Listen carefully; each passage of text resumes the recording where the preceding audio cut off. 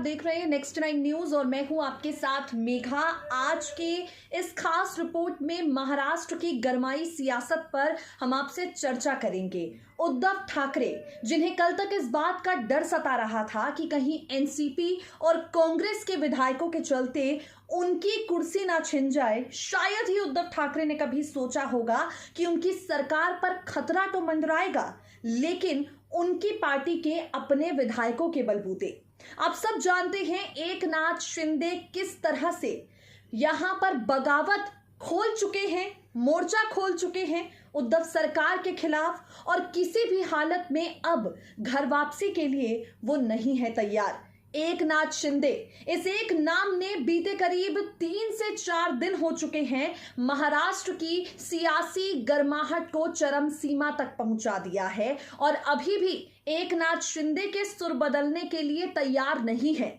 अब तक एकनाथ शिंदे ये आरोप लगा रहे थे कि उन्हें नहीं एमवीए में रहकर शरद पवार की दल एनसीपी या कांग्रेस के साथ अलायंस करना है। अब तक एकनाथ शिंदे क्या चाहते हैं उस मांग को साफ नहीं कर रहे थे, सिर्फ अपनी शिकायतों को सबके सामने रख रहे थे। अब हालात ऐसे हो गए हैं कि एकनाथ शिंदे के तरफ देवेंद्र फडणवीस ने हाथ बढ़ा दिया है। जी हां, भारतीय जनता पार्टी की तरफ से देवेंद्र फडणवीस ने एकनाथ शिंदे को गठबंधन करने का और डिप्टी सीएम का पद देने तक का बात कह दी है। अब इन सबके बीच में एकनाथ शिंदे और भाजपा के तार किन मुद्दों पर एक दूसरे के साथ मिल सकते हैं? देखिए, शिवसेना और भाजपा का जो गठबंधन है वो 2019 तक रहा है। 2019 का जो लोकसभा चुनाव है वो भी शिवसेना और भारतीय जनता पार्टी ने साथ मिलकर लड़ा है। बाद में बात बिगड़ गई और उसके बाद हालात क्या हुए आप सब जानते हैं। फिलहाल किस तरह एकनाथ शिंदे बीजेपी के साथ जुड़कर उद्धव ठाकरे को सबसे बड़ा झटका देने के लिए तैयार हैं, अपनी खास रिपोर्ट के जरिए आपको सुनाते हैं, सुनिए जरा। महाराष्ट्र में सियासी उठापटक का आज चौथा दिन है। बागी विधायक सूरत से गुवाहाटी पहुंच चुके हैं। वहां 1 सप्ताह के लिए होटल बुक है। एकनाथ शिंदे लगातार ये दावा कर रहे हैं कि उनके पास इतने विधायक हैं कि वो सरकार बना भी सकते हैं, गिरा भी सकते हैं।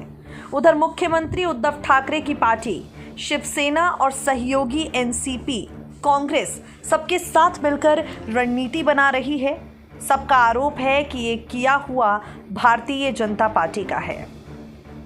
अब इन सबके साथ एकनाथ शिंदे के बीजेपी में जुड़ जाने को लेकर भी कई तरह के दावे किए जा रहे हैं।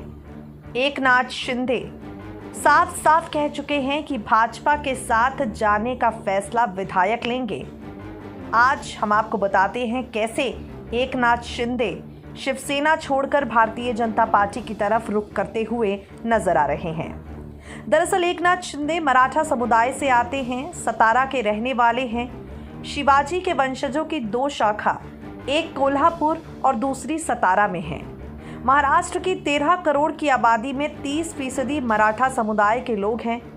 महाराष्ट्र की कुल 288 विधानसभा में से करीब 200 सीटों पर इनके वोटर्स का असर है।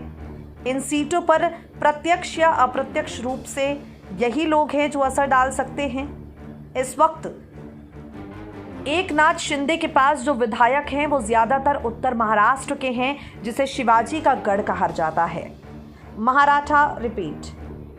मराठाओं का आज भी महाराष्ट्र की राजनीति पर खासा वर्चस्व है। राज्य के 18 में से 11 मुख्यमंत्री मराठा रहे हैं। एनसीपी शत्रप शरद पवार लंबे समय बाद महाराष्ट्र में मराठा कार्ड खेल रहे हैं। पिछले विधानसभा चुनावों के परिणाम पर नजर डालें तो एनसीपी के 54 में से 24 विधायक मराठा हैं। कांग्रेस में 17 विधायक मराठा चुनकर आए। शिवसेना के 19 विधायक मराठा चुनकर आए। 2019 के हुए विधानसभा चुनाव में भारतीय जनता पार्टी ने 47 मराठाओं को टिकट दिया।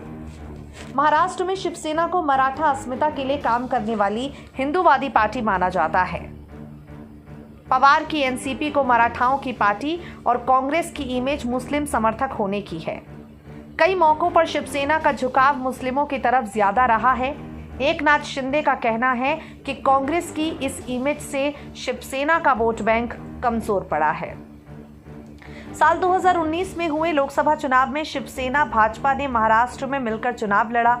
इस गठबंधन को 41 सीटें मिली। भाजपा को 23 और शिवसेना के खाते में 18 सीटें गई। अब जो जानकारी सामने आ रही है उसके आधार पर आपको बता दें कि महाराष्ट्र में मराठा आरक्षण एक बड़ा मुद्दा है, जिसकी लड़ाई एकनाथ शिंदे लड़ रहे हैं। अभी फिलहाल सीधे तौर पर एकनाथ शिंदे मराठाओं के मुद्दे को लेकर देवेंद्र फडणवीस के साथ संबंध साधना चाहते हैं। सीधे तौर पर एकनाथ शिंदे को मराठाओं के जरिए अपनी पार्टी के साथ जोड़ने का फैसला देवेंद्र फडणवीस कर रहे हैं। आपको बता दें, देवेंद्र फडणवीस जिस तरह से महाराष्ट्र से दिल्ली तक दौड़ लगा रहे हैं, साफ मालूम पड़ता है कि वो पूरी तरह से एकनाथ शिंदे को भाजपा के साथ जोड़ देने की रणनीति बना रहे हैं। यकीनन अगर ऐसा करने में कामयाब देवेंद्र फडणवीस हो जाते हैं तो किसी बड़े पद पर एकनाथ शिंदे की नियुक्ति आप सबको नजर आ सकती है।